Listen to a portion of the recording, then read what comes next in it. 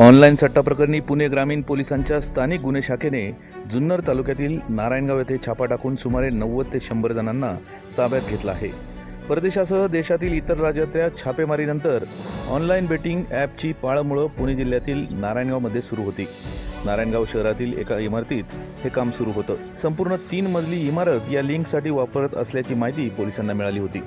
दरम्यान जिल्हा पोलीस अधीक्षक पंकज देशमुख यांनी नारायणगाव या मध्यवर्ती ठिकाणी असलेल्या व्हिजन गॅलेक्सी कॉम्प्लेक्स परिसरातील इमारतीमध्ये असलेल्या सट्टा केंद्रात चौकशीनिमित्त भेट दिली असून त्यांच्यासोबत स्थानिक गुन्हे अन्वेषण विभाग तसेच सायबर क्राईम व स्थानिक पोलीस अधिकारी व कर्मचारी मोठ्या संख्येने उपस्थित होते। ब्युरो रिपोर्ट, समाज दर्पण।